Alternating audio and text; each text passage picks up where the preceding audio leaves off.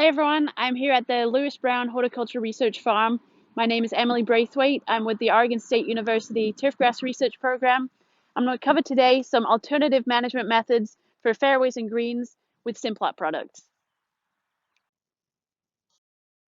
First of all, I'd encourage you to be sure to check out Clint's videos on alternative products if you haven't already had a chance to do so. You can find those on our YouTube page.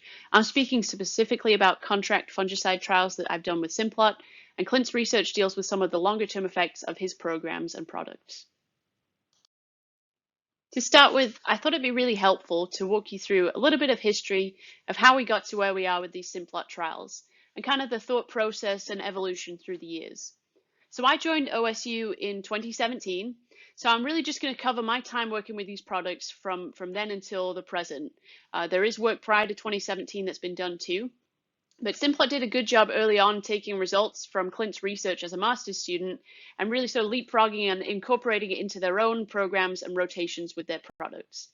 So when I first got here in 2017, my first trial with them was looking primarily at using elemental sulfur, so a liquid sulfur product, as a key component of their program. Most of their treatments contained the elemental sulfur in combination with phosphites and iron sulfate, and they only had one plot that they threw in which didn't have any elemental sulfur. It was extreme green, iron sulfate, Duraphyte 12, and ambient plus. And this one turned out to be a key. So here's a picture here. This is peak disease that year. We have our non-treated control plot on the left, and then we had that iron sulfate, phosphite, and pigment on the right. So this surprised us as being a very effective treatment compared to all the other plots that contain some sort of elemental sulfur. So they went back to the drawing board and they came to us the next year and said, okay, so let's eliminate the elemental sulfur treatments and really focus in on that iron sulfate and phosphite, and let's play around with the different intervals as well as rates. So some of our major findings from that winter research aligned with what Clint had observed with some of his master's research, that extending out to a 21-day interval with those products on putting greens, it didn't provide adequate disease suppression. So I pulled here an example of the same treatment that we saw in 2017, but now applied at a 14-day interval and a 21-day interval. So then what was the next logical step from there? Well, that next year, Simplot came to us and said, okay, well, how about we look at how these products perform on fairways? You know, our tolerance for low levels of disease is higher on fairways with those applications. So can we investigate some of those rates and intervals in a fairway setting? Now, we did this research offsite at Creekside in Salem, and we were able to see that 21-day intervals in fairway settings provided good disease suppression and acceptable turfgrass quality as compared to non-treated plots. So again, I have a non-treated fairway plot here on the left, and then on the right, that extreme green iron sulfate with the phosphite and pigment at a 21-day interval. So that really brings us to last year. You can see the results from previous years have really guided the next years. So really the key questions now are, how do we fit these products successfully into a fungicide program? So I'll present a little bit on some of the results from this past season and really where we can take this research going forward. When it comes to talking about the products as I go through this video, here's what we're really discussing. So we have iron sulfate, which is applied as Extreme Green 20, potassium phosphite, which is applied as Duraphyte 12, and a pigment product, which is applied as Ambient Plus. And you can see I have those pictured on the right. So let's start by covering some of the putting green management information. This is a typical day in the Pacific Northwest here, and now the pathologist in me would say that this is great conducive weather for microdochium. And this is the location of our 2020-2021 Simplot Greens trial. And you can see that there's that darkening effect from we have different rates of iron sulfate and pigments included in the trial. The base treatments have really remained the same since that first year showed how good they were at suppressing disease. So we have our iron sulfate, potassium phosphite, and pigment. But over the years, Simplot's been trying to see what rates perform best. So we have the first one here, which is that 6 ounces of iron sulfate, 6 ounces of phosphite with that pigment. And now if you've sat through Clint's presentations, you know that his rates of iron sulfate are anywhere from ½ pound to a pound of iron sulfate per 1,000 square feet. And just for some perspective here, our high rate in this treatment here for Simplot is about 0.375 pounds of iron sulfate per 1,000 square feet. So we're a little bit lower than what Clint is spraying in his trials. And our second treatment here is 3 ounces of iron sulfate, 3.2 ounces of gyraphyte, and that pigment. And now additionally, Simplot has been looking at lowering the pH of the spray solution before mixing in those products. And that's something that again has come out of some of Clint's work looking at pH effects on microdochium patch. This year, they also wanted to look at what benefit the Pigment Ambient Plus was having on the program and how to best integrate it going forwards. And then finally, this was a key piece that came out of discussions of how to move this research forwards, making an initial fungicide application to knock down that inoculum load before then transitioning to some of these alternative treatments. So what does that look like for 2020, 2021 trials? Well, let's pull out a few of those plots to look at. And first we have our non-treated control plots. You can see that there's a little bit lower disease pressure on these greens than we've seen in previous years, but there's still quite a lot of active disease infection centers, and we would not rate this plot as acceptable. Next, we take a look at our standard 14-day treatment with those higher rates of iron sulfate and phosphite. So this would be our 6 and 6 ounce rate of those products. And we can see that we're getting good control here and good plot quality. And just remember, as this compares to Clint's iron sulfate rates, he's applying anywhere from 1/2 pound to 1 pound of iron sulfate per 1,000 square feet every 2 weeks. And this represents 0.375 pounds applied every 2 weeks. Next to that, we have our lower iron sulfate and phosphite rates, so that 3 and 3.2 ounce rate. And again, in this trial, we're getting good disease control compared to non-treated. But the pressure isn't quite as intense as other years on this green. Also, compared to those higher iron sulfate plots, these are slightly lighter in color. This is the adjusted pH plot. So it's the same treatment as the previous one I just showed, but the pH of the spray solution was amended to 4 before we mixed those treatments. So I observed some thinning of these plots as compared to other treatments, but again, we're seeing very good disease suppression compared to non-treated plots.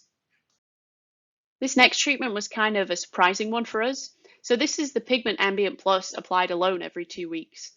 And we actually saw significantly less disease in these plots as compared to the non-treated control. And particularly from October to about mid-January, these plots were still being rated as acceptable with little to no disease. But so as I mentioned, the overall pressure has been a little bit lower on this site, and we are beginning to observe a little bit of breakthrough that you can see in these plots. But they do have significantly lower disease levels than the non-treated plots. The last plot is utilizing a systemic DMI fungicide, a propiconazole, which was applied as Banomax at 2 ounces, as an initial knockdown application, and then these treatments are followed up with the lower rates of iron sulfate and phosphite and the lower rate of the pigment.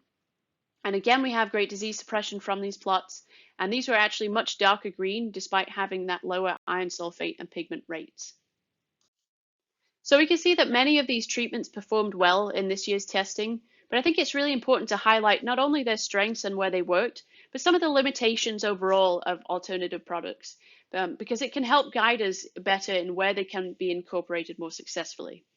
So I think one of the biggest limitations when using alternative products is that you really can't miss a window to initiate a trial. So Clint is normally first man out on the farm spraying for microdochium patch mid-September. And really the success of these alternative programs, it often relies on starting to apply them early and before you start to see symptoms. So this was a key reason why we looked at a fungicide application first, to allow some flexibility before moving to those alternative products. Now in high pressure years, we see breakthrough with alternative products, and this can be a limitation of traditional fungicides too. If you miss a window or your interval gets a little bit too long, you can get burned. And then speaking of intervals, for potting greens, they really need to be at 14 days to maintain acceptable turf with alternative products. And when we extend it out to 21, we see much more breakthrough to unacceptable levels. So that's really a window into where we are this year with greens research. I wanted to cover a little bit on how these products might fit into fairway management. So in 2019, I did this trial off-site at Creekside Golf Course in Salem, Oregon. So thank you to Steve Lindbach for letting me take over his second fairway. I think one of my favorite things about off-site research is getting to interact with some really enthusiastic golfers and share what OSU is up to. So now, our tolerance to small amounts of disease on fairways is much higher than on putting greens, and they also represent much more acreage on the golf course. and are susceptible to microdosing patch as well. So taking that into account, the Simplot treatments in this scenario looked into extended application intervals and how fungicides might fit into those programs. The fairway treatments followed the same vein of the iron sulfate and a phosphite and a pigment. And now the rates here are listed as 4 ounces of iron sulfate. And just remember, Clint is applying about a half to a pound per 1,000 square feet every 2 weeks. And this is about a quarter of a pound every 3 weeks of iron sulfate, 3.2 ounces of phosphite, and then 0.37 ounces of a pigment, but only applied every 63 days. So the goal was to assess the extended interval of that combination alone. And then additionally, plots were included that had propiconazole application in September only as the first treatment before switching to the alternatives, and then one that had a propiconazole application in September and then January and the alternatives in between. So we had moderate levels of disease on the fairway that year. There was more disease observed in the non-treated plots from about fall into January, and then they started to recover. But if we take a look at the overview of some of these plots, you can see that there are some color differences from plots that had iron sulfate and pigments compared with those that did not. Now, our 21-day intervals showed significant disease reduction compared to the non-treated plots, and those plots treated with propiconazole first showed good disease suppression, but they did have slight drops in color when it was applied that second time in January. And we think that's most likely as a result of the winter DMI effects that you can get. So although we had good results with this trial, it's really always important to think about some of the limitations that exist with applying these alternative products, because that's really going to help guide future research and help us understand where we can fit these products into management. So first, there's a cost factor to consider when treating fairways for disease. Now, some courses have this built into their budget, no problem, but it's certainly consideration that ties in with that second limitation I have listed, that spraying at a 21-day interval, particularly for a fairway, isn't ideal for a lot of superintendents. That really leads me to where does this all fit and where do we go from here? So there's certainly a benefit to using these alternative products. The question is, how do we fit it into current practices on the golf course? And some things to consider and some potential research for OSU going forwards is, can we use this iron sulfate phosphite combination as a piece of a rotation with traditional fungicides? And what sort of timing for these applications is best? Can we reduce our iron sulfate rates with each application? We know that there's an increased risk with summer anthracnose when we start applying those higher rates of iron sulfate. And are we still going to get the benefit with those reduced iron sulfate rates? We were surprised by how well the pigment performed alone, and we know from Clint's research that phosphites alone can suppress disease, but how would they perform together in an application without the iron sulfate? Building off this, what effect are we actually getting from the ambient plus pigment, and can we see that repeated in further experiments? And if so, can we tease out what it's doing? Can we build out from that initial knockdown application of propiconazole and now extend it out our intervals on greens further than 14 days to maybe 21 or 28 days and still have acceptable disease suppression? And also, what rate of phosphite do we use? Clint's researchers use 3.2 ounces of Duraphyte 12. But what happens if we investigate those higher phosphate rates? So overall, there's a fit for alternative disease methods. It's really a case of understanding where we can successfully use them. Now, the US is not as limited as other countries by fungicide restrictions, but we really need to utilize all available resources for managing turf diseases, and there's certainly a lot more to be learned.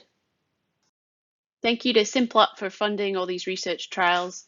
And if you have questions for me, please reach out. I've put my email there. Be sure to follow our Twitter for the latest updates, and also check out beaverturf.com for information we have on a new certificate program for golf course management.